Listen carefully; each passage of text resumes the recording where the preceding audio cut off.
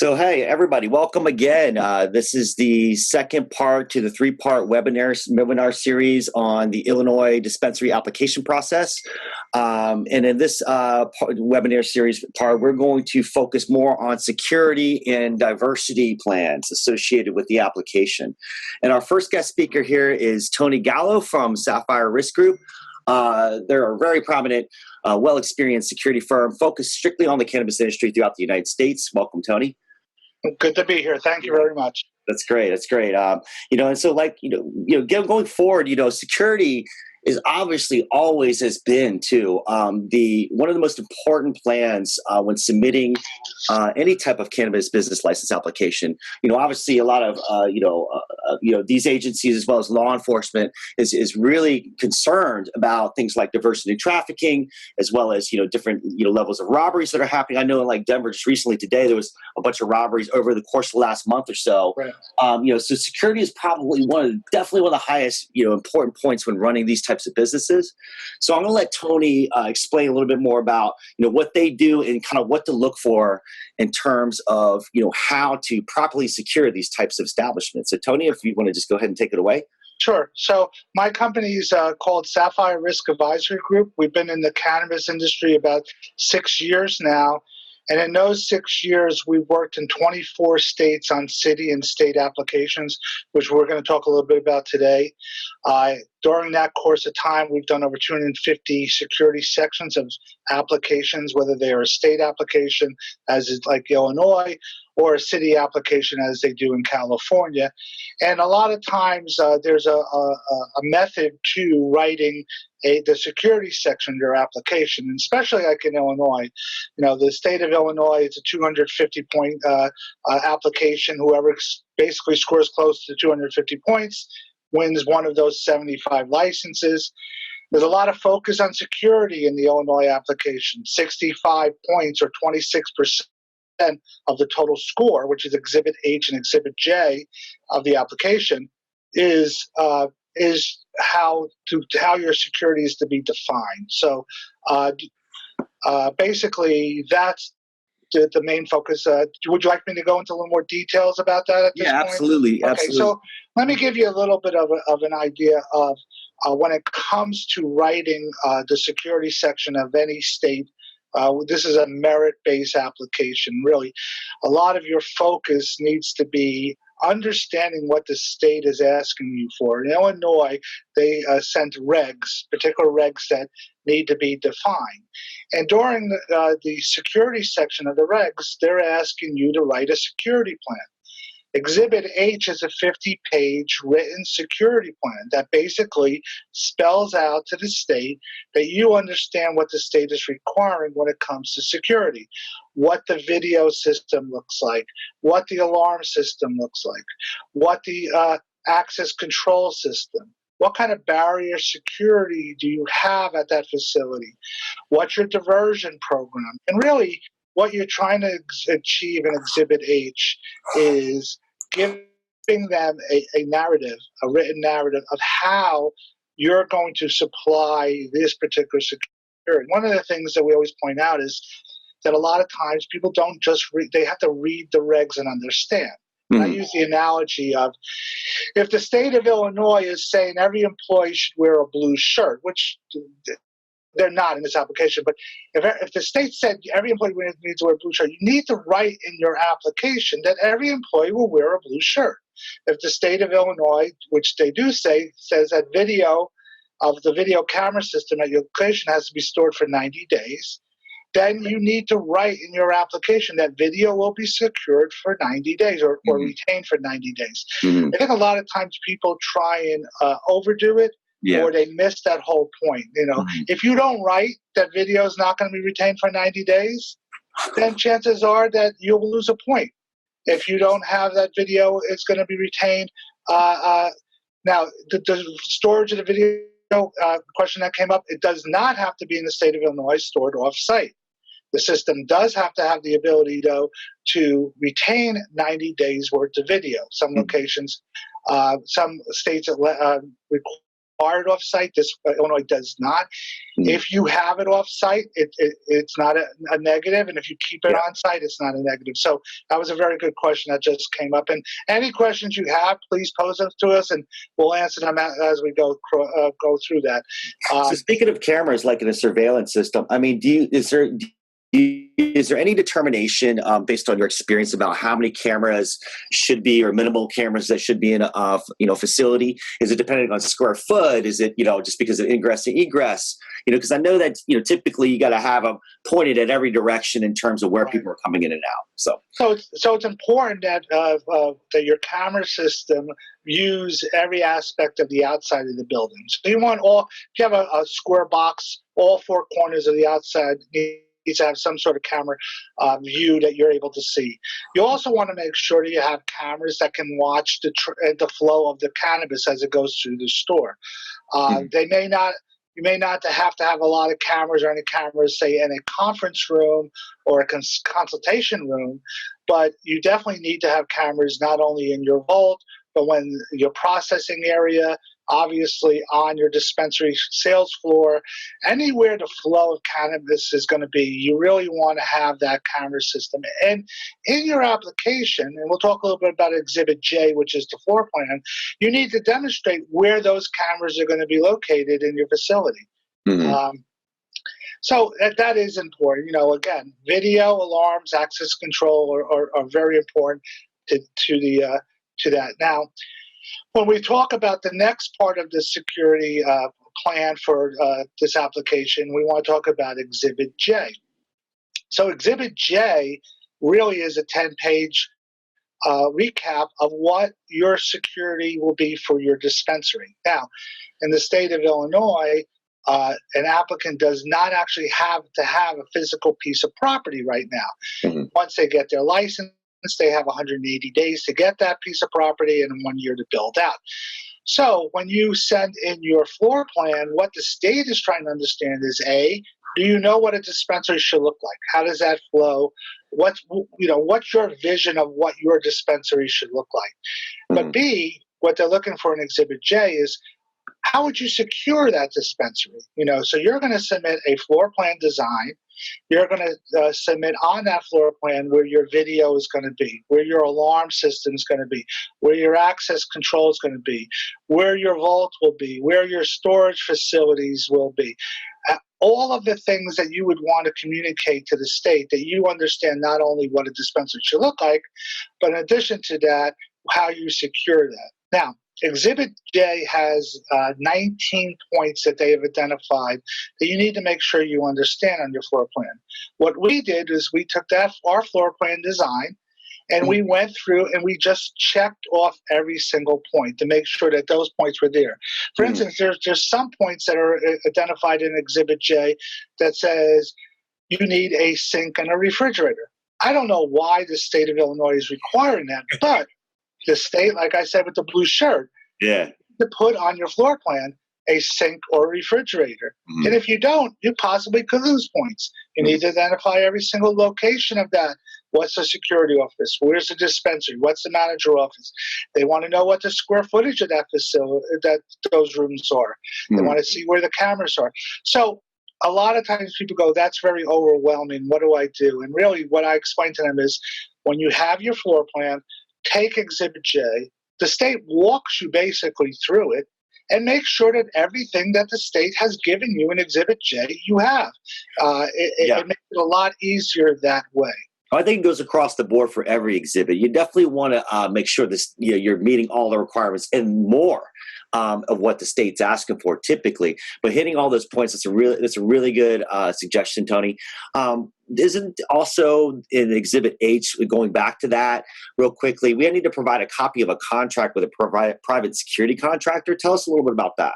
Yes, that's a good point. So Exhibit H wants to understand that you have the ability to open when you win your license. What they are requiring is a security guard contract. The way you read it could be a little confusing. It mentions alarm systems and video and consultants and all that. But in essence, what the state is asking for, which we checked, was a guard contract. Now, in the state's regs, you have to have a guard during business hours. Doesn't mean you can't have one 24/7, but that's what the state is requiring, a guard for 24 hours. So there are several guard companies throughout Illinois who you can have a contract with them. It's not binding by the state of Illinois, so the state is not saying that you must use that guard company, but a lot of the guard companies are willing to give you that contract, and that also gets submitted with your Exhibit H, showing, again, that when you do win your license, not only do you know how to build out a dispensary and provide the security because you put it on your floor plan, that you already have a guard that you can put in place, and it gives them that little bit of a comfort zone.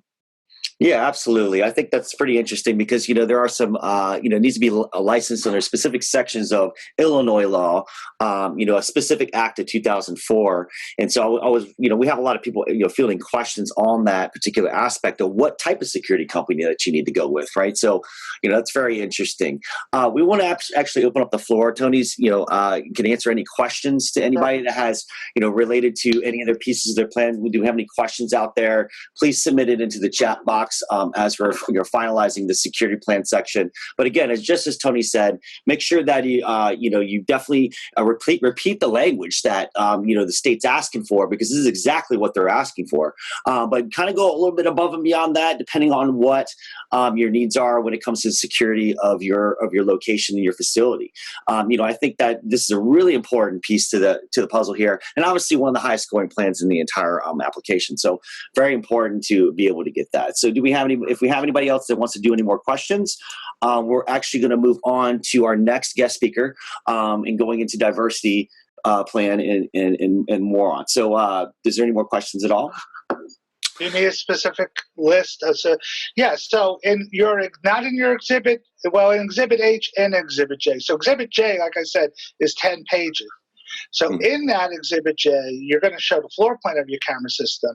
But in addition to that, you do want to list what kind of camera. So is it a 2 megapixel dome camera? You don't have to list. It doesn't have to say. We do, but you don't have to list like Vivitech or Vigiline or a brand. But they do want to know and understand that you understand the frames per rate of that camera system, that it's what megapixel camera it'll be. You also need to have a specific POS system. Not in Exhibit H. I don't think we list a POS system. No, I don't think so either. I think it's somewhere in another section, though, isn't it? Yeah, it is. But do you cover cybersecurity, though? No, we don't cover cybersecurity, and here's why. The state's not requiring cybersecurity in their plan. So, the identification of that, of the cybersecurity, again, one of the things we found by doing this over and over again is we give the state what the state is asking for. We try and, like you said, give them more than what they're asking for. But sometimes we want to avoid giving them things that will confuse them. Correct.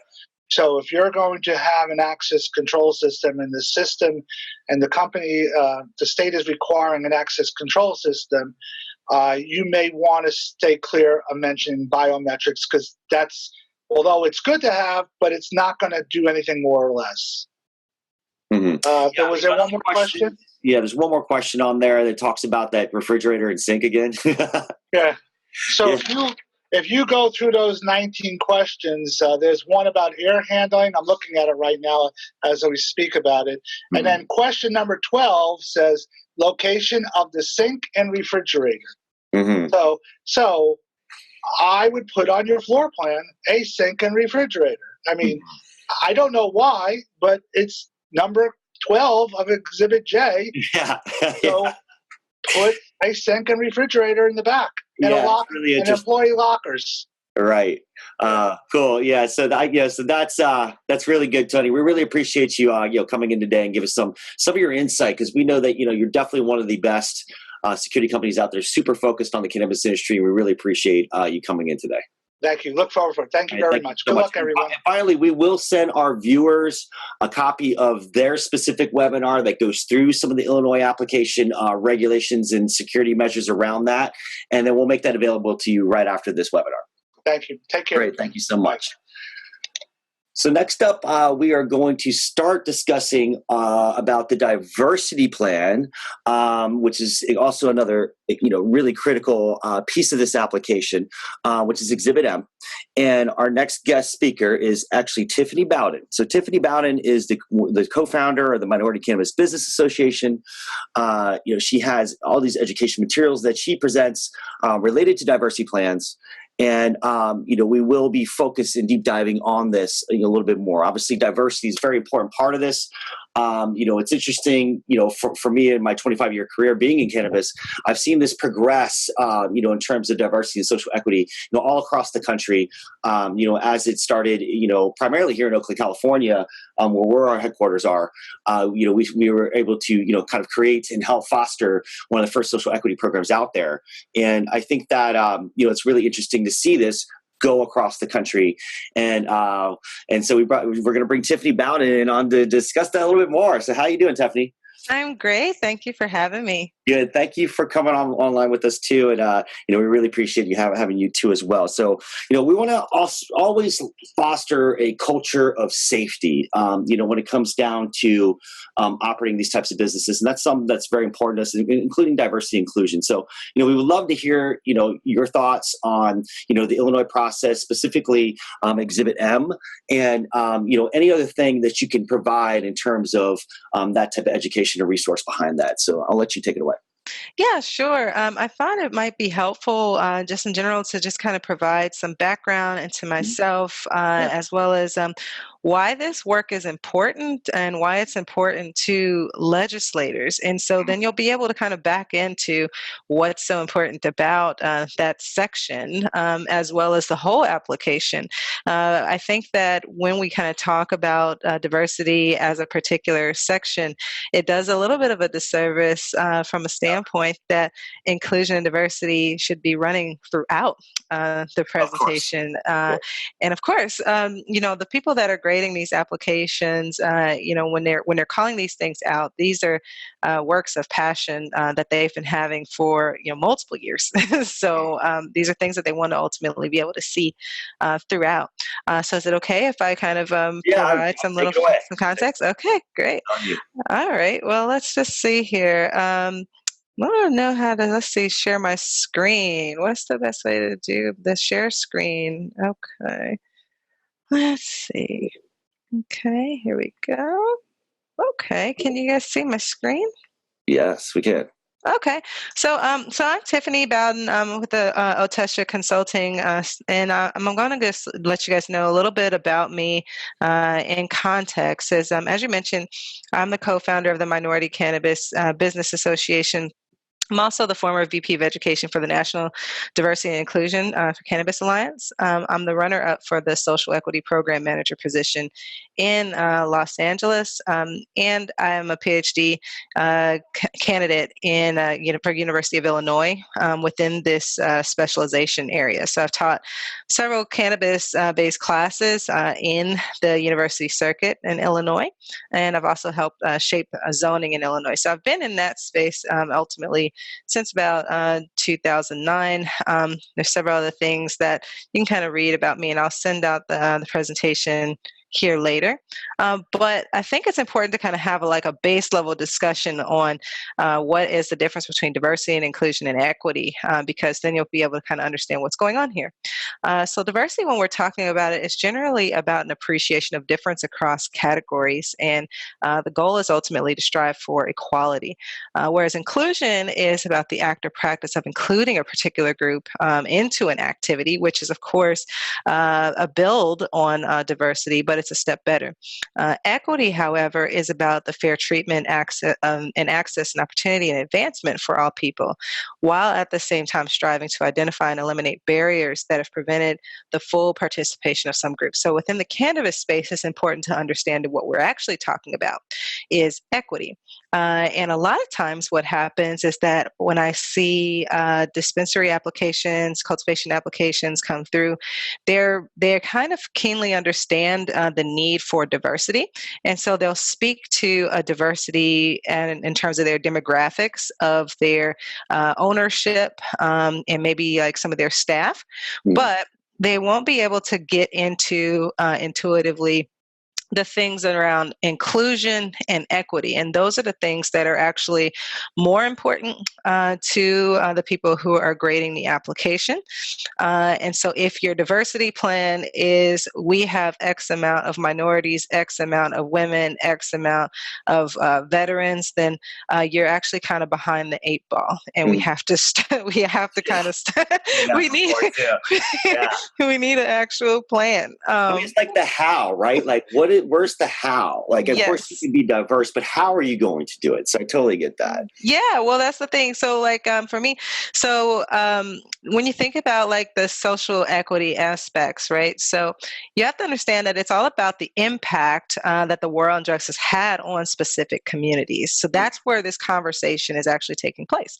And so then therefore they're looking for programs and operators who can speak this language and can practice restorative justice, but through a business lens.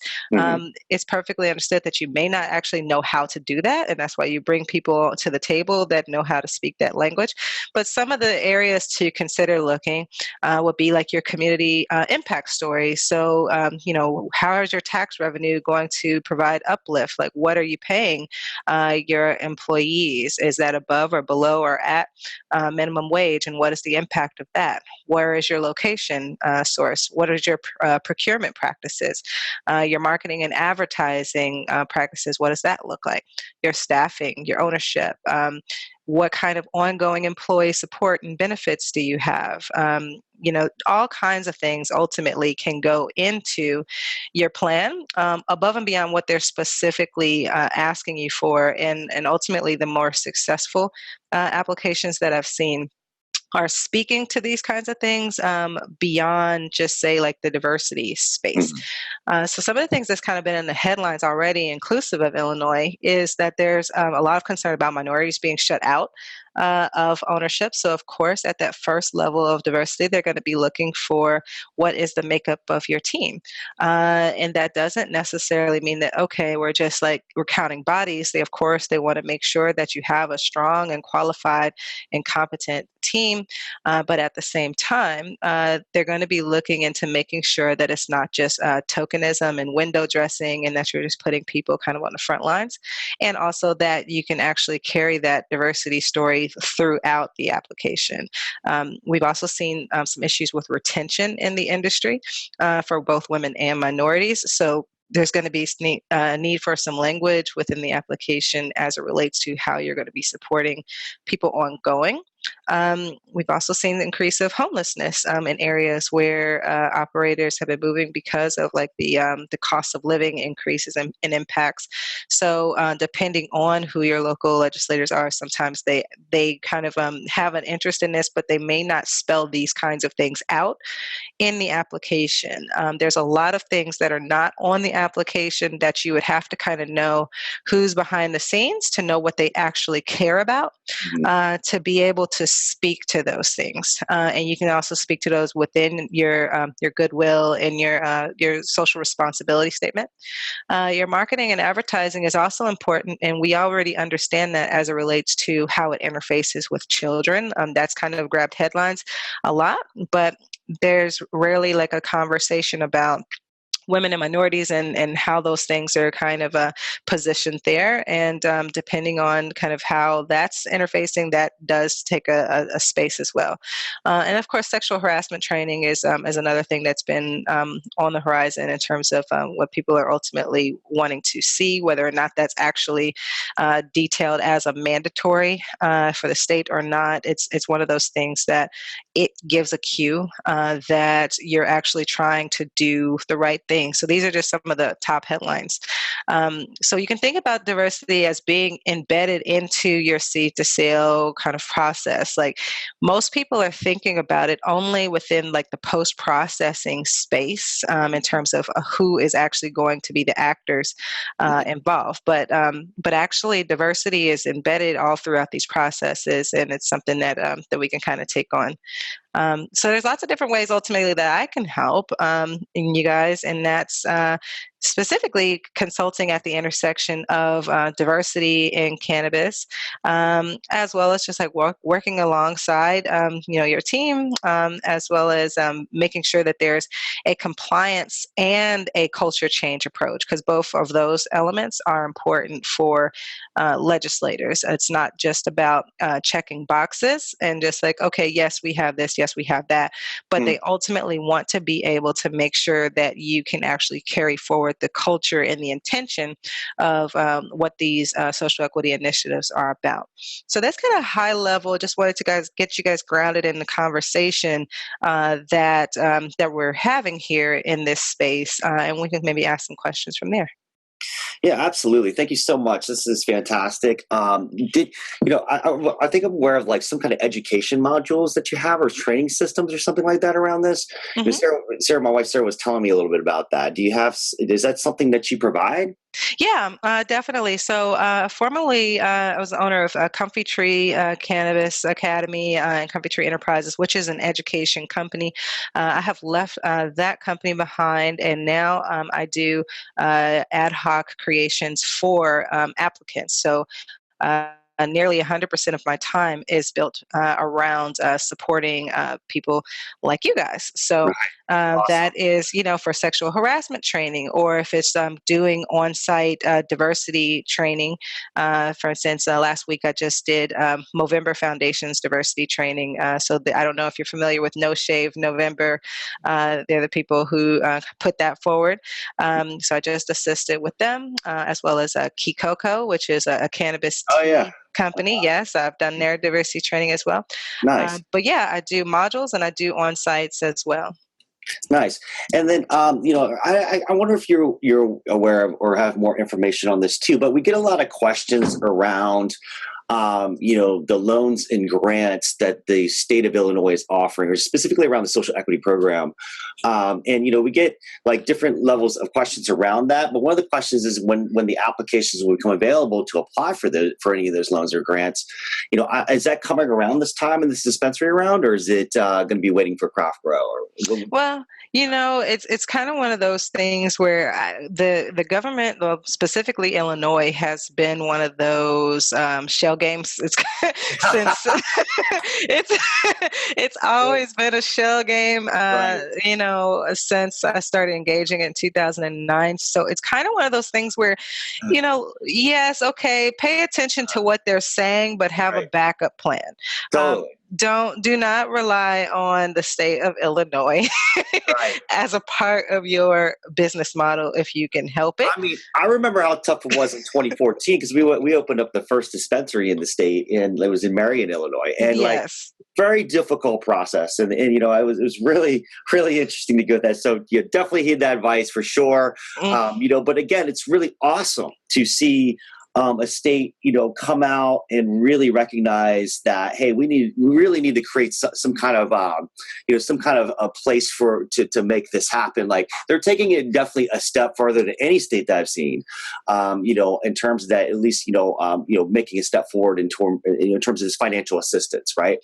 And I think that financial assistance is going to be really important. That training, all these different aspects are going to be very important, as well as any type of re-entry programs for folks that have been, to prison by the war on drugs, and really helping these folks get back into a normal life, so it's really interesting to see that. But again, that's a lot of questions we get, around that, because a lot of these folks do need, the financial assistance to go through this process. It's very expensive to a certain degree. And, we've been just supporting this process as much as we can with our application accelerator, as well as, some of these things that we're doing here with you today. And, I think it's really, really important. So I was wondering if you had any other further information around that, needed, if you're getting any information, it's important to collaborate too, as well as all the information we're getting. Yeah. Well, so just in terms of some of the things that you mentioned with reentry and all of those things are really important. I do partner with organizations that focus on those types of efforts. Mm-hmm. So for instance, expungement programs, people don't understand how important it is to be able to simply remove remove felonies from your record, just so that people can work in various operations, not even just cannabis operations, but to just be able to remove that stain from their life. Because ultimately, if you have these felonies, you're not even able to get federal student loans. You can't live in federal housing. Like, there's so many different impacts that these felonies have on people's lives. So one of the groups that I work with helps to kind of remove those barriers and just to help improve quality of life just in general. Another program that I help empower is mental health for people of color within these areas. So that can, work for removing some of the trauma impacts from the war on drugs, as well as just the general community. So there's a few different things that I think that are really important that go kind of beyond what's generally spoken of, and things that people generally are not really thinking of that are deeply impacting. But yes, the state has come a long way since its pilot program, and it's very, very scary journey. It's always scary. It's always scary. It was very scary. Hats off to you for going through that. Right.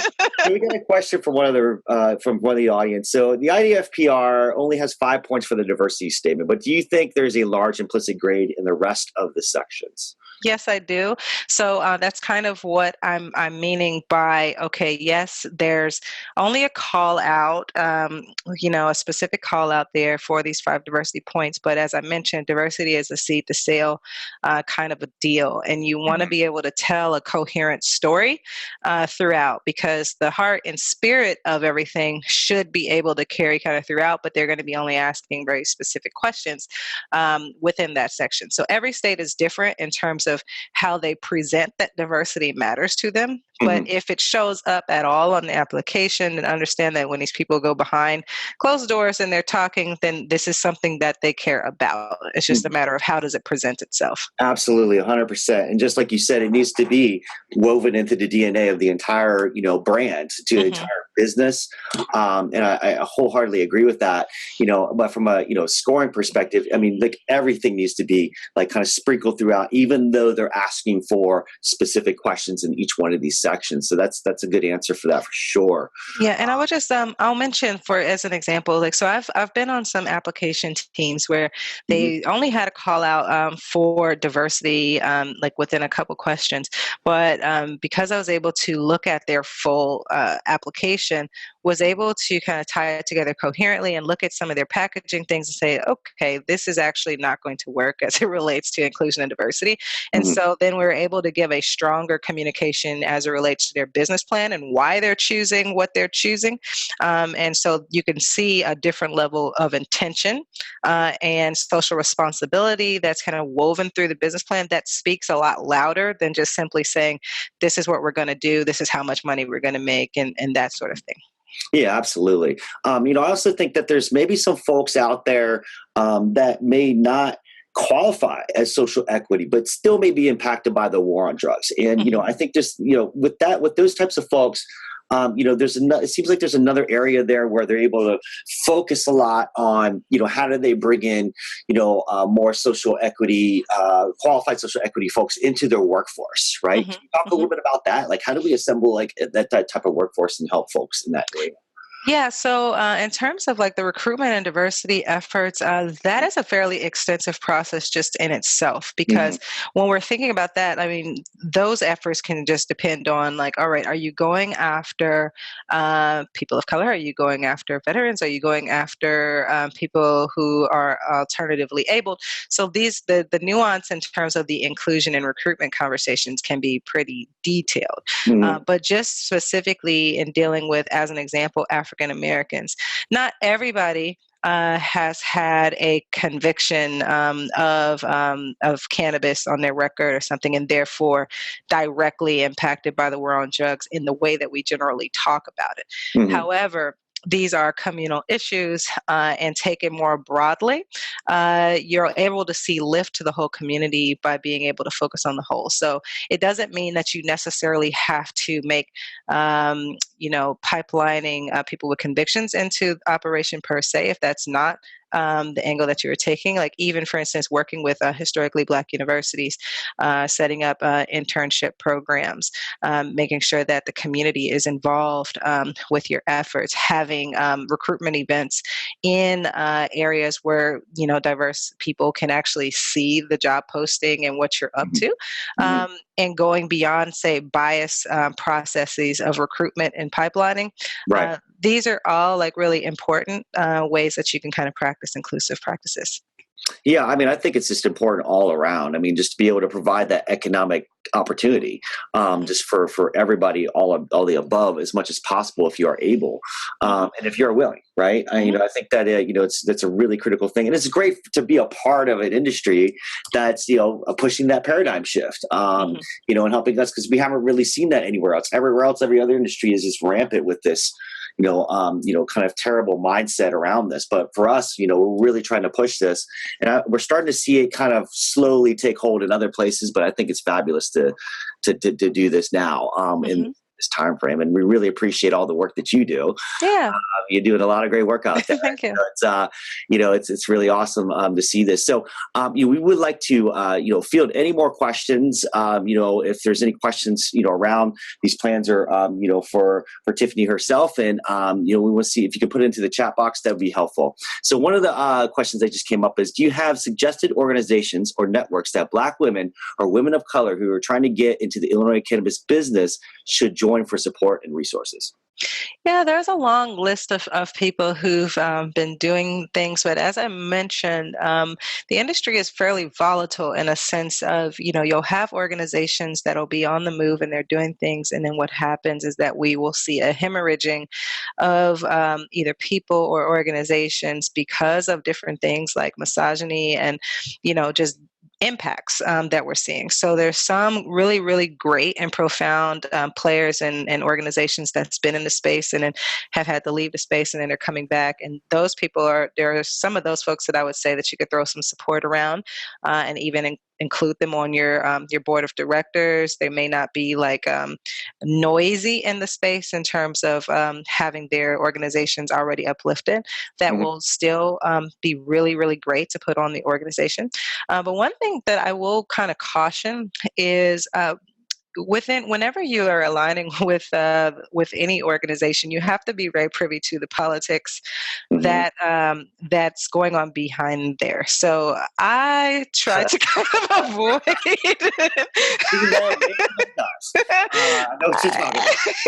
Yeah, I mean, I actually kind of give the warning of a proceed with caution whenever aligning with any organization, in any kind of like a full-on committed kind of a way, rather than just like making yourself open and available to all organizations as an active ally in the space. You should definitely do your research to make sure that the organizations that you are aligning with are truly a stand for the people, because we do have a lot of organizations that are diverse and are picking up the mantra of diversity, but they're not actually inclusive.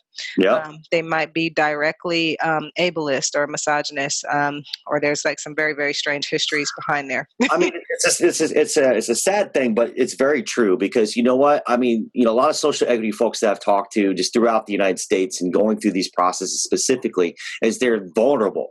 Right? They become a target to investors that do have these, bad practices, or groups that do have these bad practices. And if they don't do enough due diligence, enough education around these groups, or even just like a straight feeling, do we align in values? Do you have the same mission? These are all important questions you need to ask yourself before you decide to align with the group, or even have an investor come up and work with you. I've seen that too many times, and it's just, it's really sad. We need to do more to educate, to protect people from these kinds of things, because it's happening all over the place. All over. And that's actually the most important question is like, does an organization or an entrepreneur or an investor share your why? That's actually the most important thing, regardless of any other factor. And so unfortunately, what you'll see though is people are like, oh, I need to find a Black person to put in this role, or I need to find a such and such to terrible. It's ridiculous. I mean, I can't believe people even think like that. I mean, there's nothing, just or fair or even right about any of that. No. And I think that, we're seeing a lot happen a lot, and it's really not cool at all. Yeah. And I think that really the way we found our company through the haze and noise of the industry in the early days was by coming up with our values. Yes, right? Because as soon as that's you come up with important. your values, it could be 2 words, it could be 1 word, it could be 3 words, it could be 5 words. Don't go past 5 usually, but I think that if you come up with those values, it's actually your navigational compass on the relationships you want to develop. And Yes. these relationships start coming to you by almost like a mantra of practicing it. I mean, have you experienced Yes. the same thing, or Oh gosh, yes. Oh gosh, yeah, yes. And the most important thing that you can possibly learn in this whole business is who to say no to. right. There's a lot of opportunity in this space, okay? There's not a dearth of opportunity or Yeah. people or great ideas, but honestly, the more that you can kind of hone in on your why and your values, that's going to really take you a lot further. And there's going to be a diverse amount of people that do share that, and that's where you should pull your inclusion efforts from. It should not be like a cut and paste, like let's just throw people into position because they look a certain way or because of whatever. Mhm. When that happens, you get an unstable organization because you don't really have any unity whatsoever. It just becomes really messy, actually, under the hood. Right. I mean, even though, like, for example, like veterans, for instance, like, veterans, they have they're very strong about their mission. They want to support, their fellow brothers and sisters that, help, experience the same thing that they went through. So I feel like they really know how to like get it like dialed in terms of unity. Mm-hmm. I feel like, a lot of other folks out there, they're struggling with some of this, and coming up with that mission statement, which kind of unifies everything, as you said earlier, or coming up with their values. So again, I think that's very important to have that, and that's where I would say it's like your North Star Mm-hmm. of your business, right? And Yeah. your marketing material could come out of that, your mission, obviously, mission statement could come out of that, and then just your ongoing practices as you go forward, and how you treat your community, everything involved with that. So it's very, very important. Yeah. There's another question we just got. Do you think the department will see through commercial groups that are exploiting or tokenizing social equity applicants? I will say that they're getting better at it. I know that, like within the work that I have been doing in Los Angeles, they have specific meetings behind the scenes to vet out and weed out. These kinds of window washing type of practices. Mhm. And so just because of like my work that I've been doing behind the scenes with that, I also understand that this is something that it carries from state to state. And so everything that is going into this process is not on the website, and that's for sure.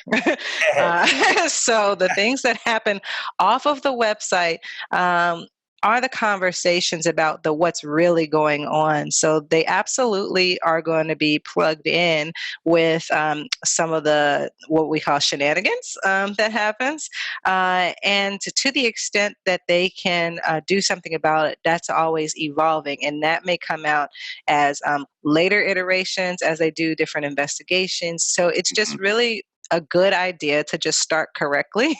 Yeah. So just Yeah, really. start correctly and Uh-huh. start with integrity so that you don't have to, deal with all of the shell game stuff.